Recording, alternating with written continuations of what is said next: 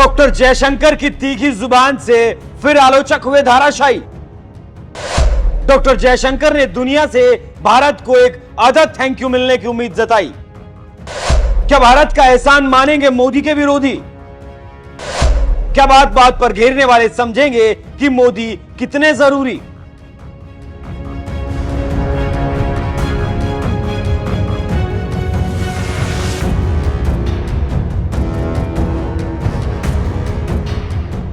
नमस्कार, NMF news देख रहे हैं आप। मैं हूं आपके साथ अभिषेक पुंडी।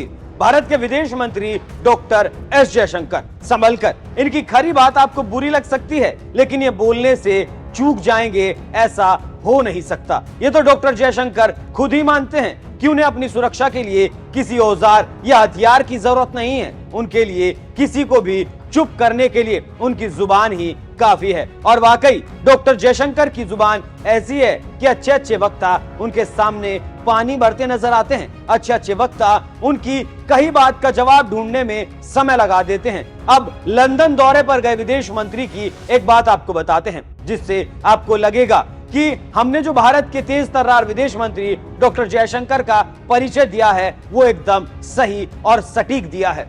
बुधवार को लंदन के विल्टन पार्क कॉन्फ्रेंस में विदेश मंत्री डॉक्टर एस जयशंकर ने शिरकत की। यहां पर उन्होंने कई अहम मसलों समेत एक बार फिर से रूस से तेल खरीद पर करारा जवाब दिया। विदेश मंत्री ने साफ तौर पर कहा, भारत ने रूस से जो तेल खरीदा उससे दुनिया को भी फायदा हुआ है। आगे डॉक्टर एस जयशंकर ने कहा, अगर भारत यूक्रेन युद्ध के बीच रूस से तेल नहीं खरीदता तो फिर तेल के बाजार अस्थिर हो सकते थे और दुनिया में महंगाई बढ़ सकती थी। ऐसे में भारत की रणनीति ने तेल और गैस बाजार को स्थिर करके महंगाई को रोकने में मदद की है।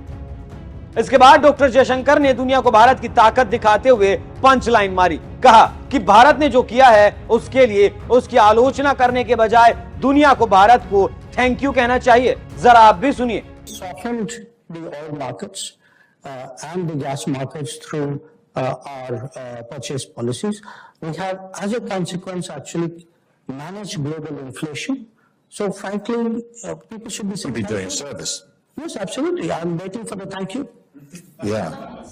एस जयशंकर ने दुनिया को यह एहसास कराया कि और देशों से दुश्मनी मोल लेकर भारत ने खुद को स्थिर रखते हुए दुनिया के हित का काम किया है। उन्होंने आगे कहा, पश्चिमी देशों ने यूक्रेन युद्ध की वजह से रूस से तेल निर्यात पर कड़े प्रतिबंध लगा दिए हैं, लेकिन भारत को रूस से रियायती दरों पर तेल मिल रहा है।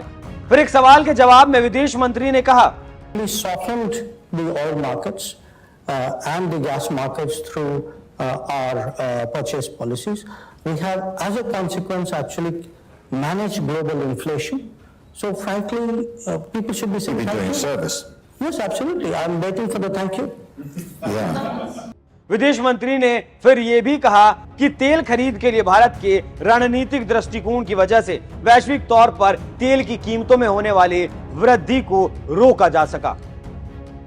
विदेश मंत्री ने भारत के रोल को एक बेहद महत्वपूर्ण वजह के तौर पर बताया है। उनका कहना था कि भारत ने ये सख्त फैसला लिया है तभी अंतर्राष्ट्रीय बाजार में देश की स्थिति सुरक्षित रह पाई है। सुनिए जरा क्या कह रहे हैं विदेश मंत्री। At least India was a big enough country to command some respect in the markets, but there were much smaller countries who didn't even get responses to their tender inquiries because the LNG suppliers were no longer interested in dealing with them. They had bigger fish to fry. So we've actually softened the oil markets. वैसे जिस दृढ़ता के साथ doctor S Jaishankar ने विदेशी मंच पर अपनी बात रखी है, जिस तरह से उन्होंने पूरी दुनिया को भारत की अहमियत समझाई है, भारत ने दुनिया के लिए क्या किया है उसका एहसास कराया है, इस बारे में आपका क्या कहना है? जिस तरह से विदेश मंत्री ने दुनिया से एक थैंक यू की उम्मीद जताई है, इस पर आपकी क्या राय है? अपनी राय हमें कमेंट कर जरूर बताएं। साथ ही हमारे चैनल को सब्सक्राइब कर बेल आइकन दबाना भी ना भूलें। नमस्कार। When it comes to the purchase world, just imagine for the moment, had we not bought oil from Russia, I think the global oil prices would have gone higher because we would have gone into the same market to the same suppliers that Europe would have done. And frankly, as we discovered, Europe would have outpriced us.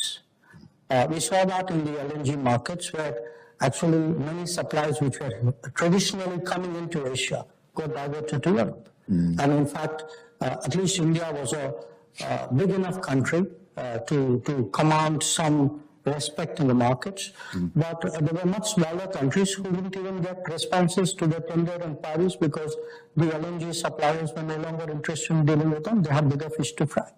So we've actually softened the oil markets and the gas markets through our purchase policies.